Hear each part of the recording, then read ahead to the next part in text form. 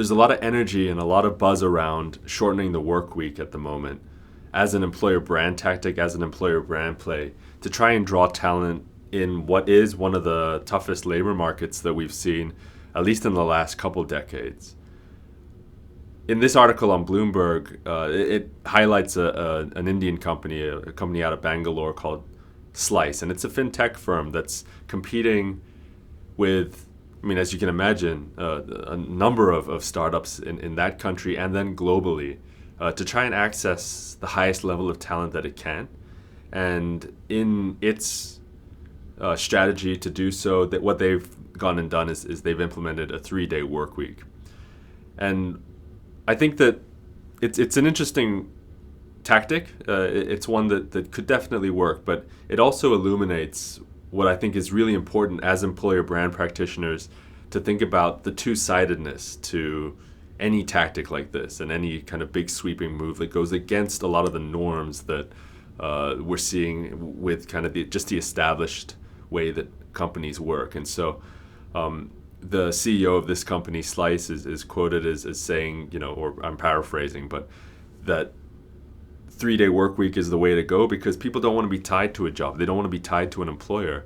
And what this allows them to do is take the rest of the week to go work on their startup, to go work on other things, or go find a co-founder is what they're quoted as saying for their own ideas. And that's great. I think that's a really nice way to empower your employee base, especially if they are of that ilk. So they're all entrepreneurs and founders and have that bug and want to do that. But the other thing that, a tactic like this does, standing up a 3-day work week, is as much as it signals to the market the kind of employee that they want to attract, or it also signals to the market the kind of employees that they can't attract, right? So by setting up a 3-day work week, what you're essentially doing is saying to the market, if an individual doesn't want to have 2 jobs, or if an individual can't find another company that's willing to hire them for the other 2-3 days of the week, that this isn't the company that is going to be viable for them. And what does that do from a talent management or talent brand perspective right now? But also, what does that do long term? So if you're only able to hire a certain kind of individual right now, and let's extrapolate that out to where you're only hiring entrepreneurial types who have their own side ventures or who have their own ideas that they're going to try and leverage in these other 2-3 days of the week, of work week at least.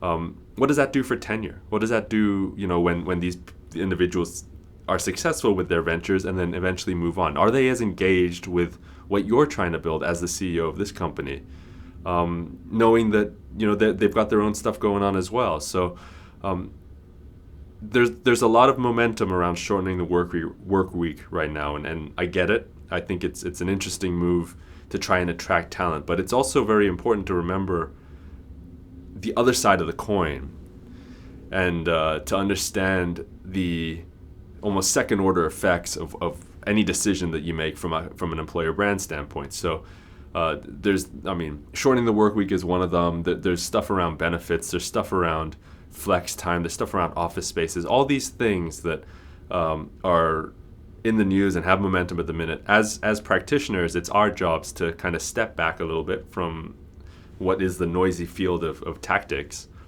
and think about the long-term implications of what this means from a sustainability standpoint, in terms of how sustainable is the workforce that you build using these tactics versus one if you just tried to stick it out and leverage kind of traditional methods and build a sustainable workforce that way. What it means from a positioning standpoint of your brand in the marketplace. And then also to think about what it means from an employee well-being standpoint. A great employer brand or an employer brand is only as good as what it does for the employees of an organization. It's one thing to focus very hard, and it's understandable in this market to be really focused on who you can attract and bring into your organization.